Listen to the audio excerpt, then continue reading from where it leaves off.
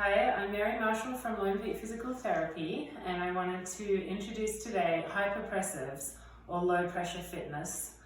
This is a relatively new technique emerging in the US around 2015.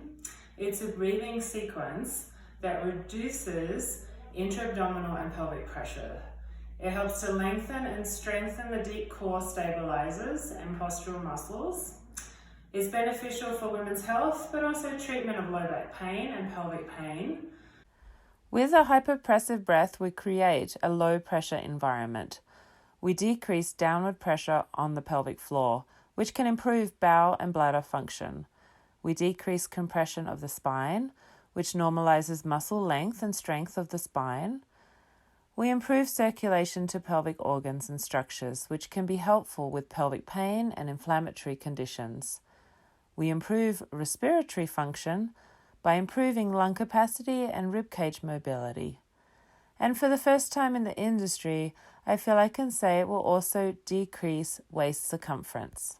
I have Heidi here today, and we're going to demonstrate the standing Venus pose for the hypopressive breath. I'm going to have her stand with the knees soft, and then if you could turn your hands in, elbows wide, thinking of growing tall through the crown of the head, tucking the chin a little bit. The kneecap should be kind of aligned with the third toe there. And then this next part, she's going to inclinate. So she's going to kind of put the weight into the ball of the foot, similar to with standing, but it's not a hinge at the hip. The whole body moves forward. Okay, so starting off with a resting breath, we're really trying to lengthen the position between the rib cage and the top of the pelvis. So decompressing the spine and taking pressure off the pelvic floor. So I'm going to have her breathe in through the nose and then out through the mouth. The inhale is half the length of the exhale. So we're going to breathe in for 3 seconds, out for 6 seconds. So I'm going to have you breathe in through the nose, expand through the rib cage, not into the belly, and then exhale, 4, 5, 6, and then breathing in through the nose, expanding through the rib cage in all directions. During the exhale, thinking of growing tall through the crown of the head, keeping the rib cage elevated, and again breathing in through the nose, and then exhale, and you see how she's naturally getting that hollowing of the abs, and again breathing in through the nose, expand the rib cage, keep it expanded, keep it elevated, exhale, grow tall through the crown of the head, strong through the fingers, bringing those fingers together. One more, breathing in through the nose, grow tall through the crown, exhale, 2, that's it. So she, by no means, you can take a break, told her to draw the belly towards the spine. That just happens as a result of keeping that rib cage elevated and growing tall. And so as she gets that exhale, we just get that natural hollowing of the abs and that eccentric activation of the abs. How did that feel? Good. I liked your cue of like your hands are pushing my ribs up when you're cueing me to remind me to stay tall. That's all.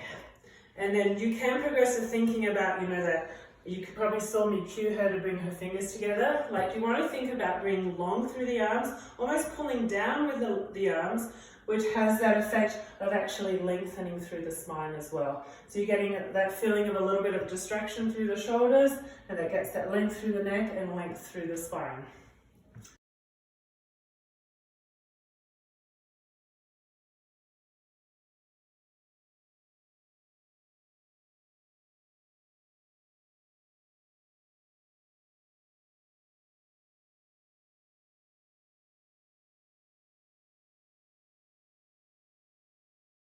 Okay, so I have Heidi here again, and we're going to go over, it's actually the supine version of Venus.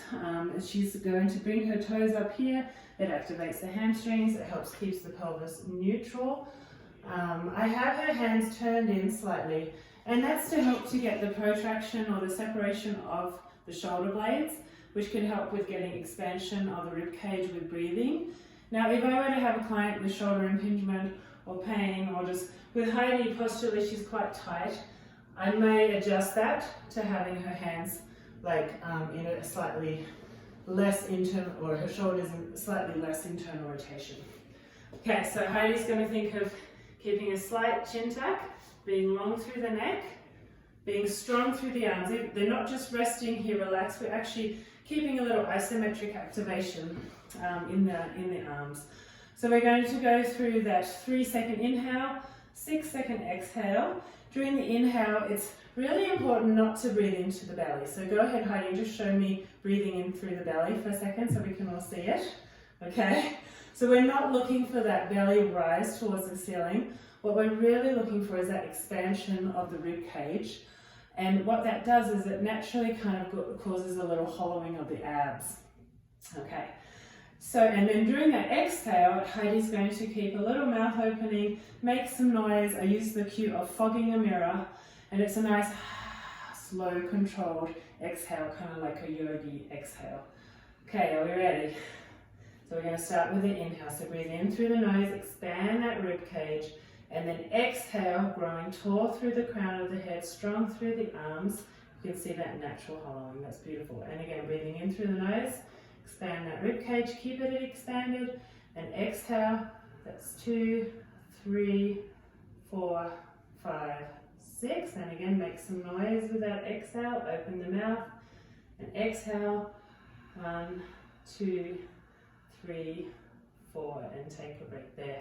So you'll probably see we're really trying to increase the length between the rib cage and the pelvis. Okay, so how did that feel, Heidi? Good. Okay. Everything is on cues. Okay, so you like this hand position. And we did this just prior without me kind of giving her those cues, and she just mentioned it's better to have the cues initially. So next we're going to go into the apnea, and it's quite different to, when we normally hold our breath, we quite often take a breath in and then hold a breath, like when we jump in a swimming pool.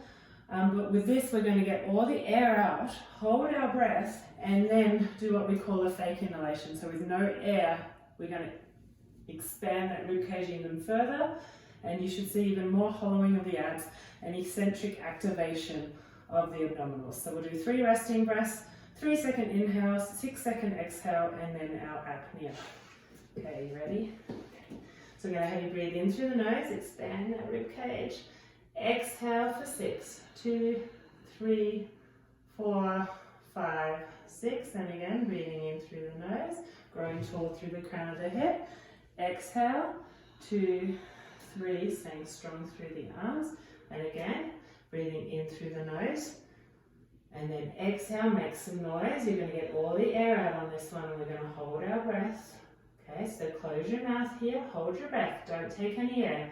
Expand the rib cage, grow tall, hollowing the abs, that's really good. Hold it. When you're ready, breathe in through the nose. Nice, and then exhale through the mouth. Okay, that was good. And breathe in through the nose. We're going to take you into another set of resting breaths. Exhale through the mouth. Good. Breathe in through the nose, and I'm going to have you during this exhale transition. Exhale, bring the hands up. This is Demeter. Push through my hands. Pull down, in through the nose, keep the rib cage expanded, exhale, good. And then one more, breathing in through the nose, get the rib cage elevated. You're going to hold your breath on this one, exhale, get all the air out, grow tall through the crown of the head, hold your breath, close your mouth, expand further. Try to grow tall through the crown of the head, expand that rib cage, hold it, and when you're ready, breathe in through the nose. Okay, take a break. That was really good. When she's doing that apnea, the diaphragm, which is a respiratory muscle, as you get all the air out, it elevates. So it actually gives this myofascial pull on all those muscles there. And so keeping that rib cage elevated is what really decompresses the spine and takes stress off the pelvic floor. So it can be quite helpful for rehabbing any kind of pelvic floor issues such as prolapse or stress incontinence or urinary incontinence.